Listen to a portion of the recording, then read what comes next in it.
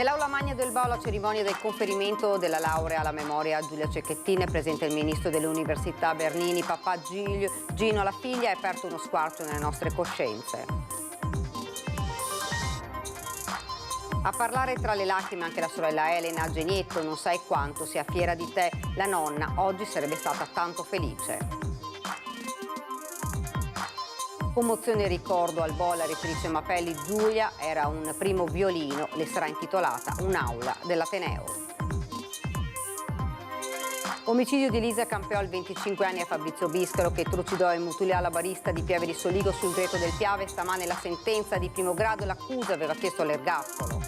La rabbia dei genitori di Elisa, la lettura della sentenza, la massacrata meritava l'ergastolo, la difesa ricorrerà in appello.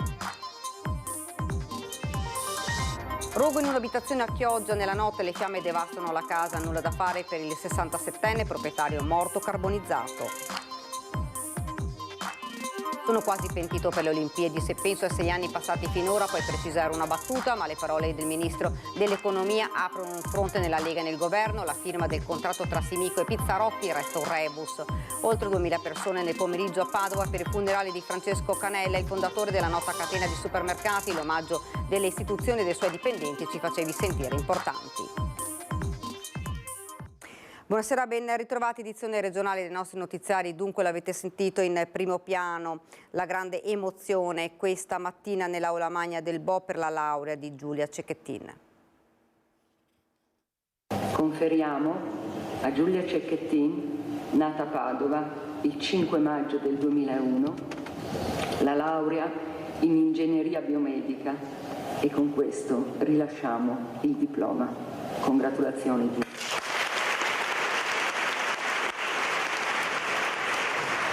Dottoressa Giulia Cecchettin. Avrebbe sorriso Giulia indossando la corona d'alloro con il nastro rosso. Avrebbe stretto forte tra le mani il suo diploma di laurea, frutto di studio e impegno.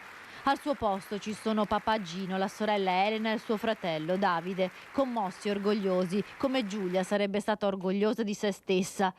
La immaginiamo così, mentre l'aula magna del BO si riempie di applausi per questa studentessa a cui è stata strappata la vita. Giulia non c'è, ma ci sono la sua forza, la sua determinazione, riconosciuti con la laurea alla memoria, conferitele con gli onori che spettano ai grandi.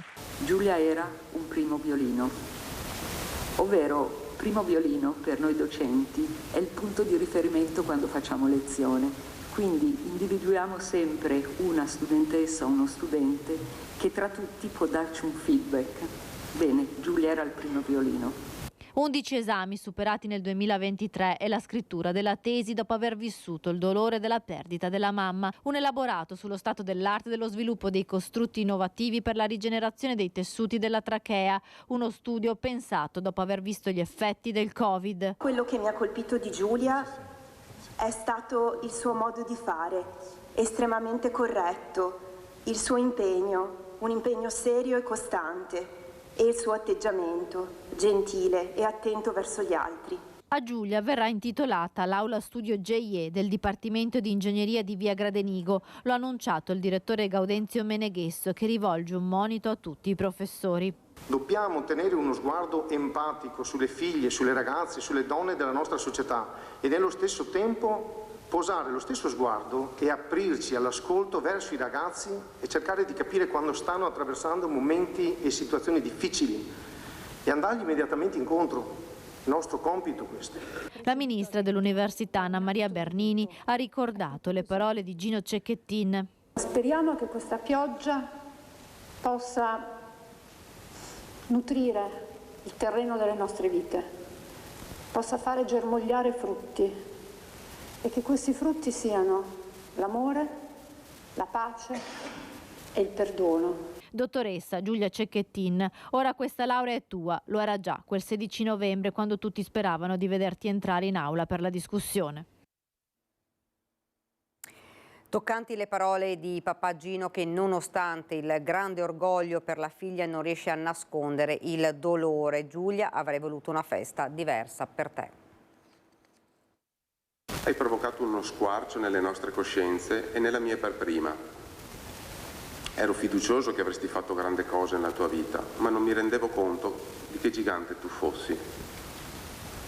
Io farò il possibile perché il tuo nome e il tuo esempio di vita possano spingere le persone a riflettere sull'importanza dell'empatia e della solidarietà che tu, nella tua semplicità, hai incarnato in modo esemplare. L'orgoglio di un padre si mescola al dolore dell'assenza. Gino Cecchettin, nel giorno della laurea di Giulia, ringrazia la figlia che con la sua breve vita lascia un grande insegnamento.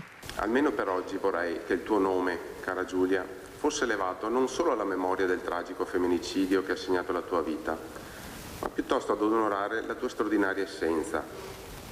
Sei stato un esempio emblematico di generosità, donando senza parsimonia il tuo tempo a familiari e amici. La tua determinazione incrollabile nello studio ha insegnato anche a me a perseguire i miei obiettivi con una tenacia che non mi era propria. Gino Cecchettin ha ringraziato per l'onore reso alla memoria di Giulia, ma il dolore per non vedere la figlia stringerla al loro pesa come un macigno. Io però non riesco ad essere felice. Il conferimento di laurea che avevo in mente fino a poche settimane fa aveva protagonista una ragazza stupenda che non vedeva l'ora di indossare la sudata e meritata corona d'alloro. Non vi nascondo che anch'io mi sono chiesto più volte se avesse senso questa cerimonia. Ho pensato e ripensato a cosa potesse servire una cerimonia così per una laurea postuma. Poi, come sempre, la risposta mi viene quando penso alla mia amata figlia. Onorare nel migliore dei modi la conclusione del percorso accademico penso sia un atto d'amore nei suoi confronti. Gino ricorda come Giulia fosse combattuta nella scelta della facoltà e di essere rimasto stupito per la sua decisione di seguire ingegneria. Lei che aveva una grande passione per la letteratura e il disegno. Mi manchi, ci manchi più dell'ossigeno. Grazie per aver condiviso con noi il tuo calore e la tua umanità. Sarai per sempre nel cuore di chi ti ha amato e conosciuto. Sarai sempre nel nostro cuore. A ricordarla dal palco dell'Aula Magna la sorella Elena, particolarmente emozionata, e in prima fila anche nonna Carla. Giulia, nella tua breve vita sei riuscita a insegnarmi tanto e non me lo scorderò mai. E ora posso dirlo, senza che tu mi dica che non è ancora vero. Complimenti, ingegnere. È molto emozionata Elena, la sorella di Giulia, che durante le settimane più difficili trovava sempre parole forti, lanciava messaggi chiari, andava spesso controcorrente, ma ora sul palco dell'Aula Magna la sua giovane età viene sopraffatta dalle emozioni e dai ricordi e fa capolino l'ammirazione per la sorella. Cara Giulia, mia dolce Giulia, tu non sai quanto io sia fiera di te, quanto io sia sempre stata fiera di te. Ti ho sempre ammirato tanto per com'eri, carina, dolce e sveglia. Ti ho sempre visto come un piccolo genietto. Tu dicevi che non avevi memoria, però cavoli, guarda cosa sei riuscita a fare. Sei riuscita ad essere una così brava studentessa in ingegneria, una facoltà che sapevo non essere la più affine al tuo animo romantico, eppure ce l'hai fatta, e alla grande. Elena ricorda la passione per lo sport e per l'atletica di Giulia, pronta anche a fare fatica per seguire i suoi ideali. Improvvisamente però la voce si fa più dura ed emergono tutto il dramma e tutta la violenza. Non dobbiamo dimenticare, mai, quante cose avresti potuto fare se non ti fosse stata tolta la possibilità di farlo. Non dobbiamo dimenticarcene perché a nessun'altra donna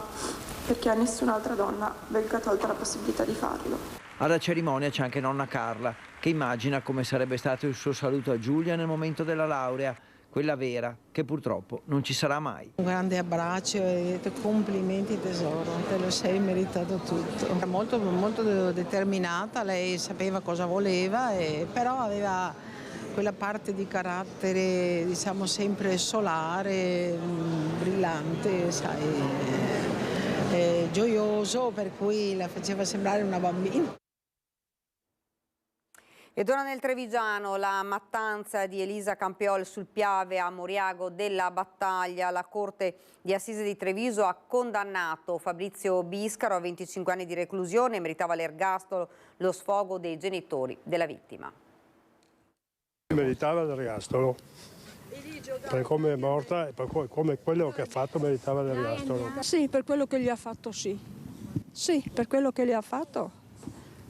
Mamma Mirka e papà Eligio Campeol lasciano il tribunale di Treviso con un groppo in gola. In silenzio hanno assistito alla lettura della sentenza nei confronti di Fabrizio Biscaro, il killer di Elisa, la loro figlia, massacrata all'Isola dei Morti a Moriago della Battaglia il 23 giugno del 2021. Una mattanza, forse uno dei crimini più atroci della storia recente della Marca. La pronuncia in corte d'assise a metà mattina. Riconosciute le circostanze attenuanti generiche con giudizio di equivalenza rispetto alle contestate aggravanti, per l'effetto condanna alla pena finale di anni 25 di reclusione, oltre al pagamento delle spese processuali e di mantenimento durante il periodo di custodia cautelare.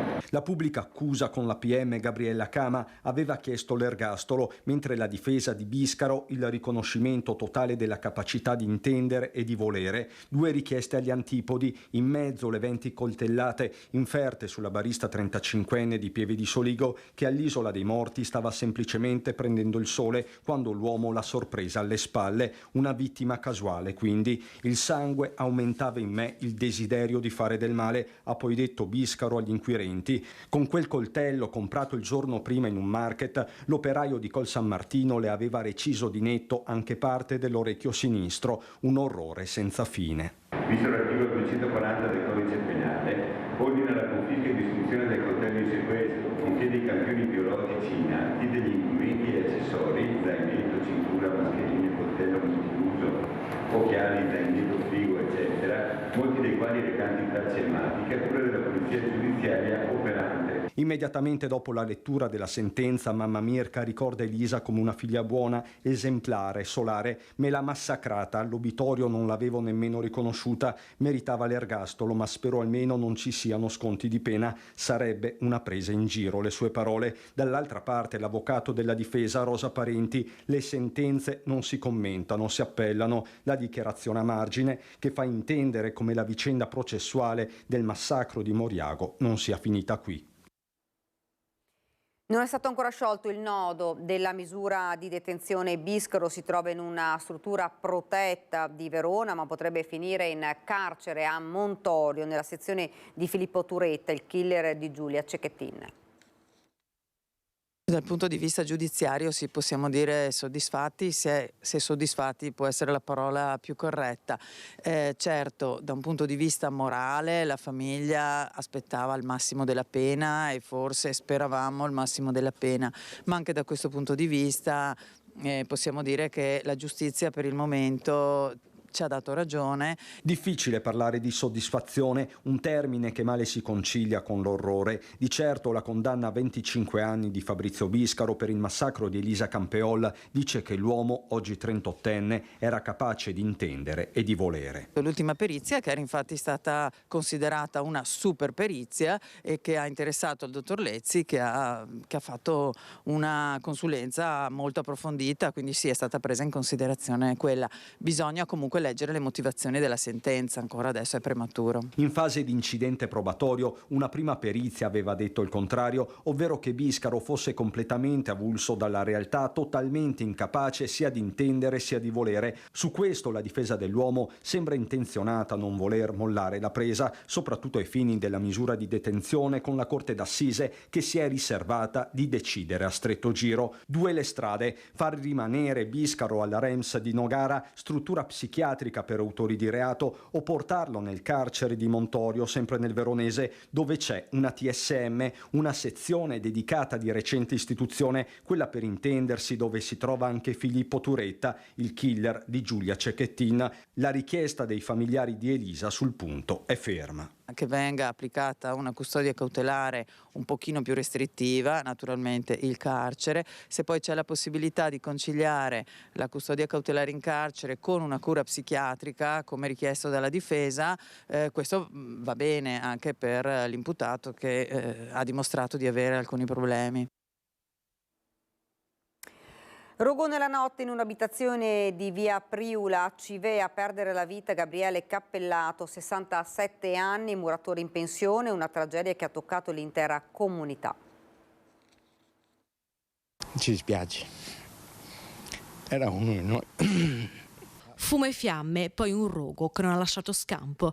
È morto carbonizzato nella sua abitazione di via Priula Gabriele Cappellato, 67 anni, muratore di Civè in pensione. Erano da poco passate le 23 quando i vicini, insospettiti da un forte odore di fumo, si sono affacciati alla finestra e hanno visto le fiamme. Immediato l'arrivo dei vigili del fuoco di Mestre, Cavarzere, Chioggia e piove di sacco, ma per Gabriele Cappellato non c'è stato nulla da fare. L'uomo è stato trovato dai soccorritori senza vita, accasciato sul pavimento del piano terra dell'abitazione. Una dinamica ancora al vaglio degli inquirenti, ma quel che è certo è che il 67enne al momento dell'incendio era da poco rientrato in casa. Come ogni sera infatti era rimasto fino alle 22:30 al bar del paese a giocare a carte con gli amici di sempre. Giocavano nel bar qua in centro a Civè. Tutti i pomeriggi e anche la sera si trovavano a giocare a carte. Anche ieri sera fino alle 10:30 a giocare a carte e poi è andato a casa. Sì, ho sentito stamattina. Ieri sera ho sentito i pompieri passare. Dopo non ho sentito niente e stamattina ho visto sul telefono, insomma. Una frazione sconvolta, quella di Civè. Gabriele Cappellato infatti era cuore della comunità. Per passione, cantante e musicista, con la sua pianola animava le feste di paese, una tradizione a cui non poteva rinunciare. E anche con la Proloco collaborava, faceva musica, era DJ nostro. Quando facevamo la festa a Panoccia, in settembre era un punto forte per noi. Ed ora ci fermiamo, c'è la pubblicità.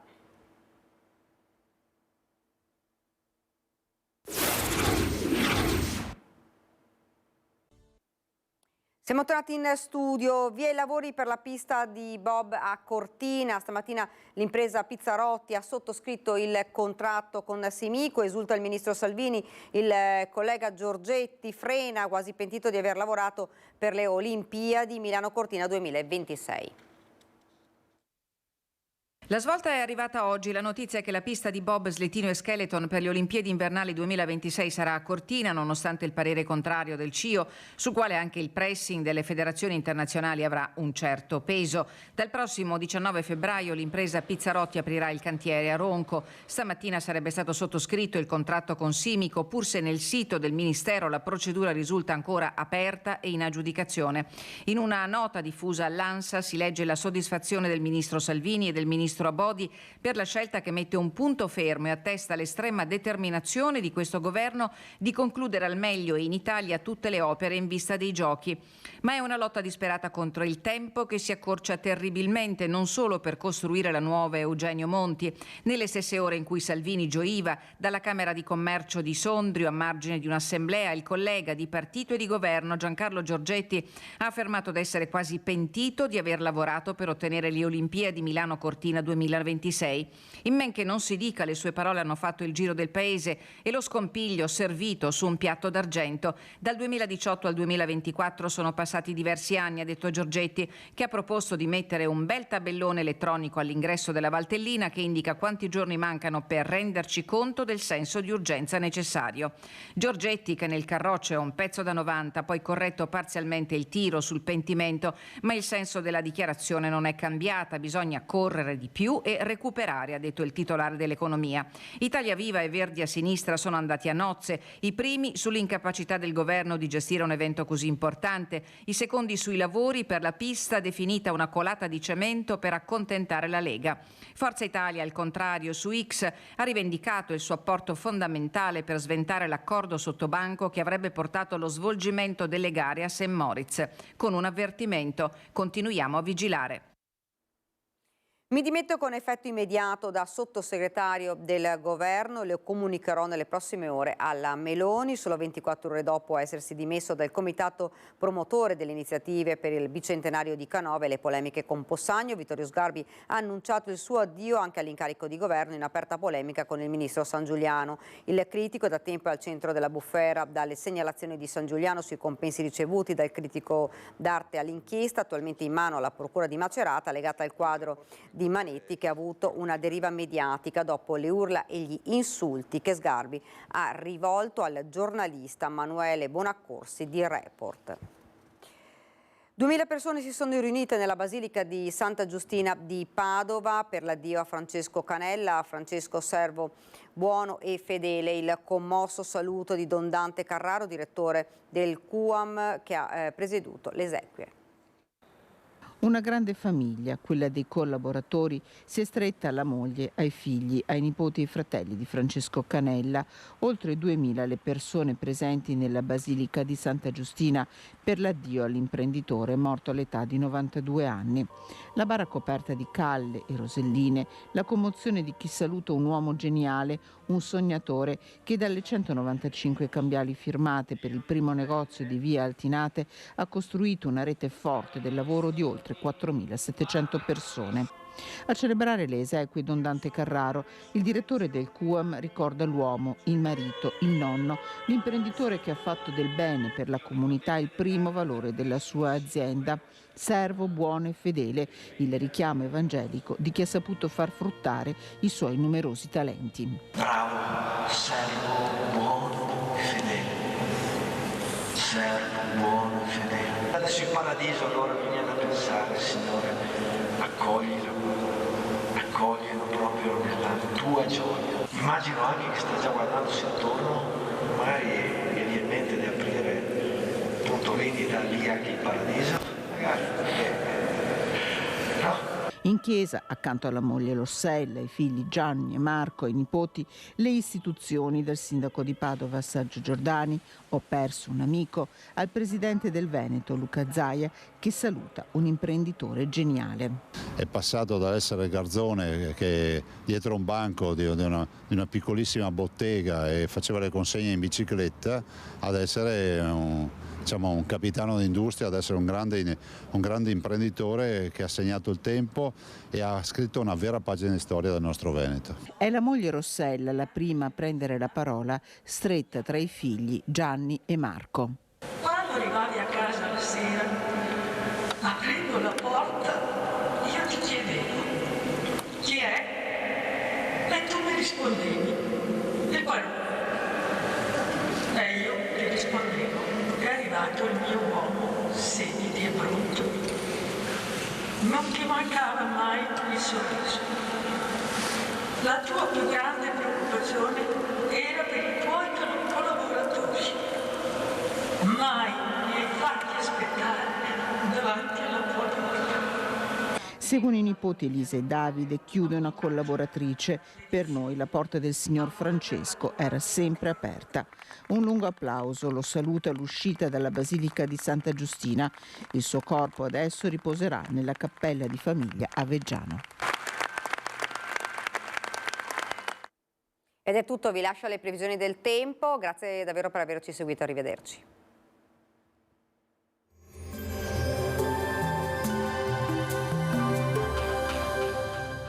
Cooperativa Agricola Volpago offre carne fresca di prima qualità. Ci trovi a Volpago del Montello, Pieve del Grappa, Tre Baseleghe e presso lo spaccio del contadino a Dolo e Massanzago. Bentrovati al meteo. Le condizioni restano stabili, continua il dominio dell'anticiclone. Il dettaglio di sabato 3 febbraio. Sul Veneto prevarranno foschie e nebbie un po' ovunque, anche estese e localmente persistenti durante il giorno. Maggiori schiarite sui rilievi, ma non sono escluse anche altrove. Temperature stazionarie o in lieve locale calo, minime intorno allo 0 o di poco superiori, massime tra 6 e 9 gradi. Ci spostiamo ora sul Friuli Venezia Giulia. Sarà decisamente più soleggiato, con cielo in genere poco nuvoloso. Anche in questo caso però saranno possibili nebbie in serata su pianura e costa. Temperature minime tra 1 e 4 gradi, massime sugli 8-12 gradi. Infine diamo uno sguardo al Trentino Alto Adige. Sarà anche in questo caso soleggiato con delle nubi alte in transito. Temperature minime tra -1 e 5 gradi, massime intorno ai 13. Dal meteo di Antena 3 per ora è tutto, grazie per l'attenzione, arrivederci.